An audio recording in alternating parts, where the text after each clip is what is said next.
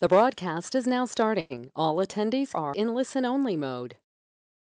Hello and welcome to the Daily Racing Forum and Hong Kong Jockey Club co-presented handicapping session for the card that's associated with the Queen Silver Jubilee Cup.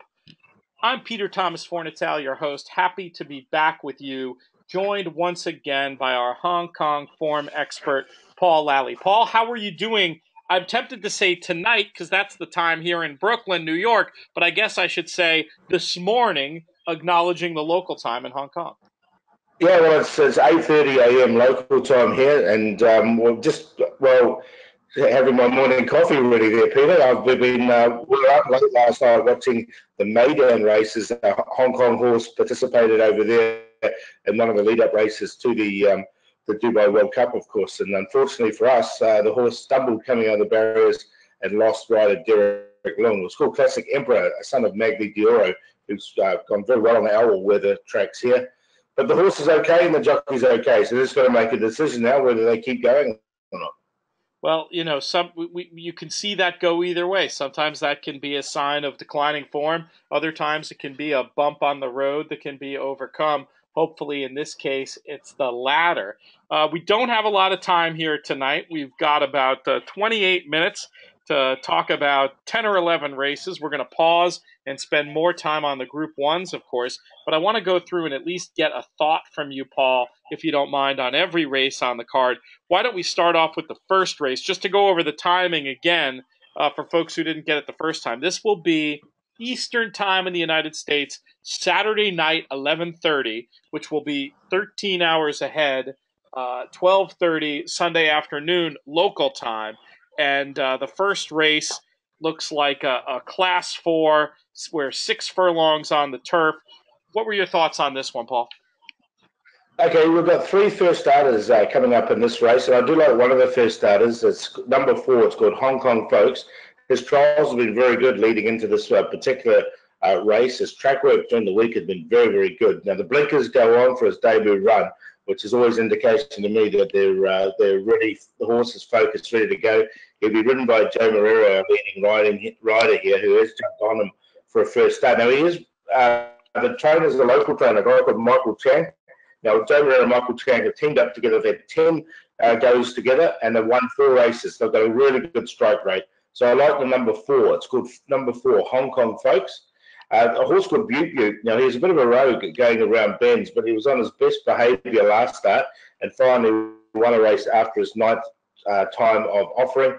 I think he gives them the most to do. So in that race, I like a first starter called 4 Hong Kong Folks to beat the 9 Butte Butte. You see that angle in the United States also, Paul, from time to time, the horse that takes a while to win its maiden, but then it's almost like the penny drops, they figured something out, and the horse can keep on going. So an interesting thought there on Butte Butte, as well as that first-time starter. Let's move it right along to the second race. We're stretching out a bit here, going a mile on the turf this time for the second race. Who did you come up with? Okay, this is a Class 2 race, so there's a lot of horses here that it's a higher class race. Easy Go, Easy Win. He sounds like an American name, doesn't he? Easy Go, Easy Win. He's only had three starts. He did win very impressively on debut, and then he came up against a horse called Pingu Spark, who ran 30. Now, Pingu Spark will be in our Group 1 race later this afternoon and be one of the favourites for that. And a horse called Conti, who's unbeaten in Hong Kong. So he's only had the 3 starts. He's looked good in all 3. I think he's a very progressive horse. The 2, which is Easy Go, Easy Win. I think he looks the hardest to beat. Now, a horse called Lockheed, who's come over from Royal Ascot form over from the UK. He's had 4 starts here. He steps up now to the mile for the second time. The mile is ideal for him, and he ran a nice 3rd behind Conti as well. So in this particular race, there's only 7 runners, but it's a high class race. But I think Easy Go, Easy Win looks very tough to beat in race number 2. A very progressive horse. Sounds interesting, and possibly a way to get a line on some of the form of the runners going later on in the card. What price would you deem acceptable for Easy Go, Easy Win in this spot? Yeah, he's going to come up pretty short, but if you get anything over even money or $2, if you get $2.20 plus in a 7-runner race, I think you're doing pretty well. Fair enough. As we always say on the DRF Players podcast, which I have the pleasure to host with my friend Jonathan Kinchin, better a short price than a long face. And with that, we'll move on to the third race, which is going to go at 3:30 a.m. Eastern for those night owls. And I know there'll be people still on the west coast of the USA, especially staying up and watching this one. We stretch out once again to 1.25 miles for this Class 5 race. What are your thoughts on this one? Okay, so this is the sort of the lower class race, the Class 5 race. You're getting down there now, and we don't run too many 2,000-meter races or 1.25 mile races for these lower class horses. A horse called Wonderful Chaser, who came in here as the last winner, he ran over a mile, 1,800 meters last start. Sorry, so he steps up to the 2,000, which looks ideal for him. He's in good form at the moment. Horse called City Winner. Now he's caught the eye. He's only a little horse, but again they're putting the blinkers back on him. They've got the apprentice claim. He should be a good price as well. He should be sort of about 10-1 City Winner. I can see him running a nice race. And Zach Purden will jump on a horse called Safana Wind. And the further they go, the better for this particular horse, the 2 as well. I think he can run a good race over the longer distance. But these are the lower class horses. But I like 9, 4, and 2 in this particular one. 9, 4, 2, some numbers to watch out for. In your own punting, do you typically eschew the lower class racing in favor of the higher class racing, or do you just say, hey, I'll take value wherever I can get it, whether it's at the lower end of the class spectrum or towards the top? Yeah, I normally do that, but I'm a little bit wary of the Class 5s because they're unreliable. Obviously, the higher they go up, the reliable they are. I like well-handicapped horses that are sneaking into, that have been around a bit, sneaking into the right distance and that type of situation. Sort of the Class 4, Class 3 races myself, personally. No, that makes perfect sense. And it probably means that you just also want to let price be your guide all the more at the lower classes. You're not going to want to, have your banker be some short priced horse in a lower class race. That's where you're going to want to use your creativity and take a shot on a horse at longer odds. Whereas in the higher class races, maybe you can accept something towards the bottom of the odds spectrum. Let's move on to the fourth race. We're back at 6 furlongs on the turf in a Class 4. Who's your selection? Well, in the last webinar, I talked about a horse called Handsome Bobo who was on debut in Hong Kong. Now, he drew wide on that occasion, and he was in front with about 50 metres to go and just got swamped late. Ended up running a really good fourth. He hasn't been seen since again, but he's coming back out in this particular race. He's drawn wide again. So you've got that question mark over him as well. But his track record again has been pretty good. I think there's something about this horse, and I think that one race experience is really going to help him a lot. So I'm going to stick with him. He ended up being really well punted on that occasion. When I spoke to you guys, I said I thought he would pay about $9, $10. He ended up paying $6. So there was plenty of money for Handsome Bobo on debut, and his work's been well since. It's just this wide draw is the question mark. Now, there's 2 horses that are trialled well coming into this first starters. The one that's drawn well is a horse called Little Bird. His trial was very good at his last start. He's by Starcraft here. He's starting up over 1,200 metres as a first starter. I think he can go nicely. Another one called My Winner. He's the son of Denman as well. He's another first starter that can go well. The horse that has won a race, gets the apprentice claim, is the one Golden Dash. But I'm going to take a chance again with the 2 Handsome Bobo. If you want one right outside the square, there's a horse called I'm a Witness who is so well rated at the moment. He'll be a 20-1 chance. He's getting down towards the bottom of Class 4, but he has won a Class 3 before. He's got an apprentice claim, so he's going to come in with about 112 pounds on his back, and he is a front runner. He doesn't look too much pace in this race. So he'll give you a sight. If you want something at massive odds, look at I'm a Witness number 12. But I think Handsome Bobo will stick with him. We'll give him another chance. I think that makes sense. I mean, you got to think about this when you're looking at a horse. Was it a 14-runner field to be 5-1 in USA odds terms in a 14-runner field? That's showing an immense amount of talent. And fourth, but beaten only a half. And you throw in the trip and the fact that this was not some horse, just picking up pieces late in a pace that collapsed or something. This was a horse that was there for all the running. That's the kind of angle a lot of times, racing anywhere around the world. You see a horse that was bet and did a lot of the real running, or so you could expect sometimes to come back and make an impact. So that one makes a lot of sense. That Handsome Bobo number 2, definitely of particular interest to me, Paul, based on that description. Yeah. And I let's spoke to Zach Purdy. Yeah, I spoke to Zach Purdy, the jockey, after the race, and he thought he could just about win it as well. He just said it just sort of peaked in that last 50 meters. So, yeah, I think he's a good chance. I like that very much. Let's go on to the 5th race, which will be happening 1:30 a.m. Eastern time, and this is a Class 3 going 6 furlongs. Did you have a strong opinion here? I did. There's a horse called Lean Perfection, the 12. He's unbeaten here in Hong Kong. He's had 2 starts. He's won them both in Class 4. He'll now step up to Class 3, but he'll step up with a lightish weight, and he looks like he's very progressive. Now, he'll be close to $1.80, $1.90 in this particular race. It doesn't look like a strong race at all by any stretch of the imagination. So he definitely looks the one. There's a few first starters, a few unknowns there, but what I've seen so far of these ones, I think Lean Perfection's going to have them well covered. So it might be a short price. It might be one of those short prices, not long faces situations again in this particular race. Hey, it happens. You know, folks who are tuning in, they're joining us live. They're checking it out on the replay at drf.com/YouTube.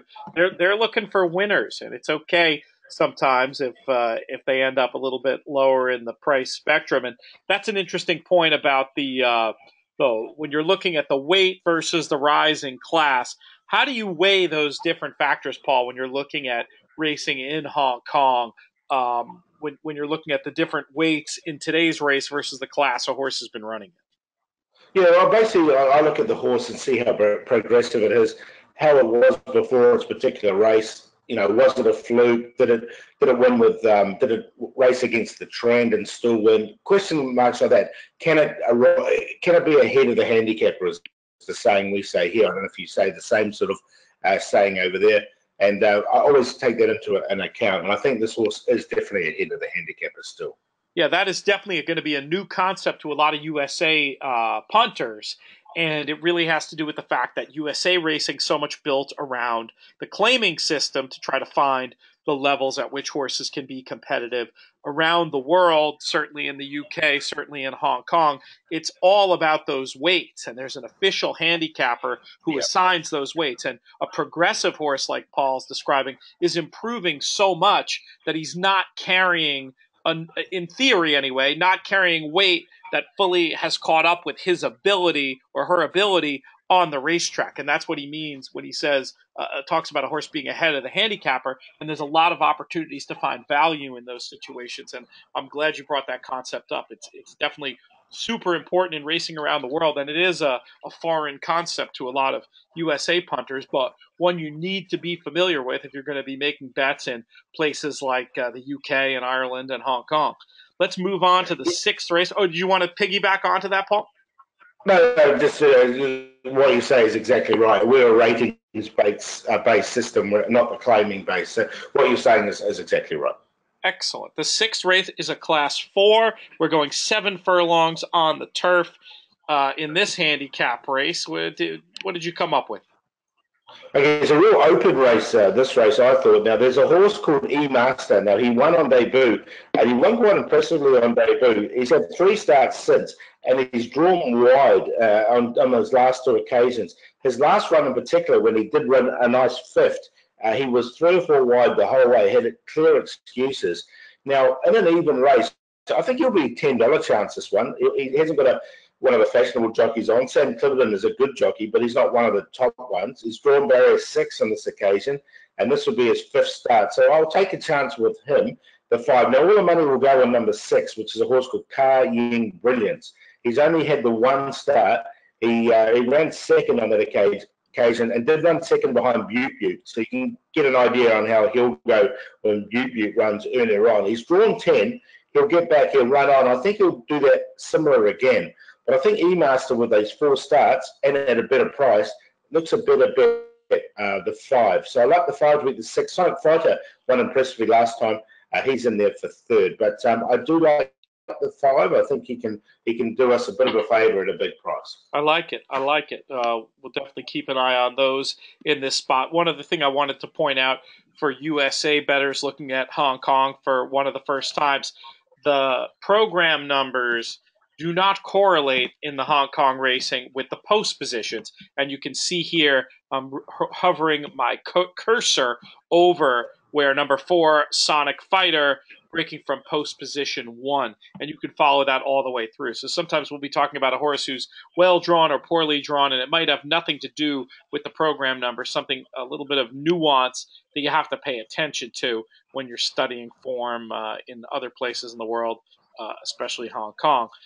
The 7th race is a Class 4 going a mile on the turf. What do we think? Okay, so there's a horse who's been quite progressive in this, Compassion Star. Now, he's won his last 2, but the handicapper might just have this horse, and he's not the biggest horse around as well. 130 pounds he has to carry for barrier 9, so it might take him on. Now, on our radio show, on our TV show we do here in Hong Kong, it's called Racing to Win, which you can watch on the website. We'll give it a plug, www.hkjc.com. I made a horse to follow called Desmios coming out of last week's race. Now, he ran 5th. He's only had his 2nd start for a new trainer, and if you do get a chance to watch his last start, the 3 Desmios, he got really well back, and I thought he hit the line so strongly last start. The 1,600 metres won't be a problem for him. He did run over 1,800, but the 1,600 won't be a problem. So he's another one that will be at reasonable odds. We've got Jerome Mosse, who used to ride here in Hong Kong, top French rider. He's come back to ride him. So I've got him to just upset the favourite Compassion Star. Now, there is a horse in here. Now, we highlighted it last time we were on the show, a horse called Marquila, which used to race over in America by Coast Guard. Yep. I don't know if you remember, we talked about him, Peter. Yep. But he actually came up the day after we had that webinar and ran the best race he's ever run in Hong Kong, ran 2nd at 35 to 1. That's beautiful. You can do a lot of damage with those 35 to 1 shots who can get up in the number and run 2nd, nearly taking it all against Everest back there on the January 28th race. But you like Marquila's chances to keep improving as well?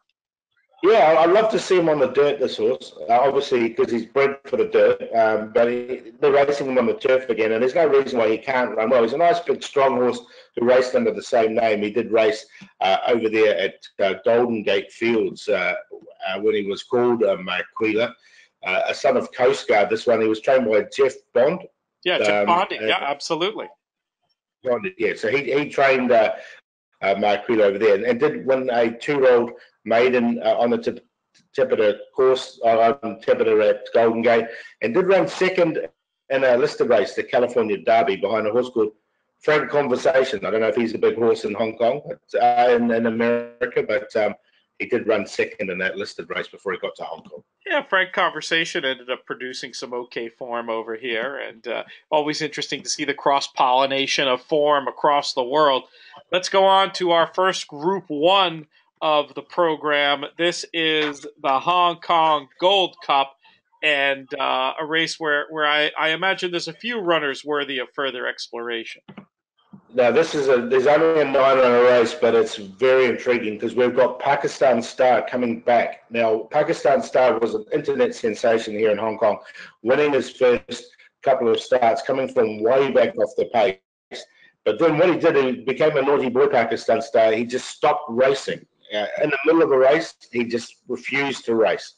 So the stewards have made him go through a series of tests where he's had to have 3 barrier trials, and he's also had to have constant supervision of him. And what happened is he's passed all those tests, and his last trial was pretty good to finish. But he has had that problem where he's a bit of a head case, this one. We had Monty Roberts come over and have a look at him as well, who'll be well known to a lot of your listeners as well. The Horse Whisperer. The Horse Whisperer was here, and he gave some advice to trainer Tony Cruz about Pakistan Star. Now, his last trial, and you can see that on the website, was very impressive. He's a high-class horse. He's one of the best horses we've got here in Hong Kong, but he's quirky to say the least. Now, he's He's going to be fresh up this season into this mile and a quarter race, which is a Group 1, up against some of the seasoned horses in Hong Kong. He'll be well back because he's a bit of a colt horse. But I like Werther, which is last year's winner of this particular contest. He was Horse of the Year a couple of years ago as well. Werther's on debut, on trial, I should say, for going to Dubai as well. He's looking at going over there. Hugh Bowman, the world's top jockey's come flying up from Australia to ride him. The blinkers go back on. So Werther's the one I do like to beat Pakistan Star. We all want him to run well. We all got our fingers crossed, our toes crossed. Everything will be crossed that the horse can be on his best behaviour and run nicely. But he, it's one of those question marks. It's hold your breath time for him. But if you do look at that last trial, it was very, very impressive. So he's there, but it's whether he can what's in his head on race day, I think, is the answer for him. So it's really intriguing from that point of view. Golden Mount's an interesting runner. Christophe Simeon's flying in to ride him as well. He's a real star, this horse, and he's been racing well. He'll want a bit of pace on it, which he should get, because Time Warp, number 1, now he did win our international Group 1 race here. He led all the way from a perfect ride from Zach Purdon, basically stole it with the sectionals. Time Warp and led all the way. Now that won't happen again this time because we've got a few horses that will take him on. Gold Mount will get back, but John Sizer's got Donoso, who was impressive last start. He'll take him on, and also there's a horse called Helene Charisma, which John Moore is a stablemate to Werther. I think he'll take him on, and I think Werther will be a lot closer to Time Warp. They're a bit wary of him after that win when he did lead all the way. The one, other query horse is Seasons Bloom, the number 4. Joe Moreira will stick with him. Now, he's been riding Pakistan Star, but he's had a commitment to Seasons Bloom. So he'll be riding him. He's stepping up to the 2,000 metres, a mile and a quarter for the first time, having won at a mile last time. So there's a question mark over the distance for the 4. And I'm sure Joe would rather be on Pakistan Star. Matthew Chadwick, who did ride him in his early days and has won on Pakistan Star before, will remount with him and take them out. And that could be a good thing with the Pakistan Star, having someone familiar on. He did stop under Joe Moreira. Very, very interesting from a sporting point of view and a betting point of view. And I have to say, as a punter, my brain would go to, well, if with all this attention on Pakistan Star, you got to bet something else. But boy, what a story if he can turn it around and get the job done in this race on Saturday. Well, I guess it's Sunday morning or Sunday afternoon, depending on where you are in the world. All right, let's go. Yeah, you go ahead. Yeah, I agree totally with you, Peter. And that's why I'll be backing Werther to beat him. I like it. Let's go on to the featured race, the Queen Silver Jubilee Cup. We're looking at a Group 1 at 7 furlongs here. Where shall our money go, Paul? 50-50, definitely. We talked about this horse last time, and he ran a really nice second behind Seasons Bloom over the mile. The 7 furlongs is absolutely ideal for him. He's a young horse. He's only had 7 starts. He's won 4, run second twice and third once from his 7 starts. So he's been very well placed. He's got barrier number 3. He'll get a nice trail. Now, he went out second favourite 2 starts ago behind a horse called Beat the Clock. Now, Beat the Clock came out last time over the 1,200 metres and ran a really nice second behind DV Pin in the other Group 1 race that we had on that particular contest. But Beat the Clock was odds on. 50-50 was a $5 chance. I really like 50-50 that day, and he did beat him. I think he can beat him again, and we might get similar odds. I think Beat the Clock, after that really strong run behind DV Pin, will probably start favourite with Joe Moreira aboard. But I think 50-50 can beat him again. I think we can get a price, again, reasonable of $3 or $4. He went close to winning last time, but he was just unlucky when Seasons Bloom got first run on him. But from barrier 3, he should get the perfect trail. He's a big striking grey, 50-50. Now, there's another grey in this race called Pingu Spark. Now, he's the young horse that's come through as well. He's only had the 7 starts for 5 wins. He's 1,300 pounds, this horse, Pingu Spark. And he is a monster, this one.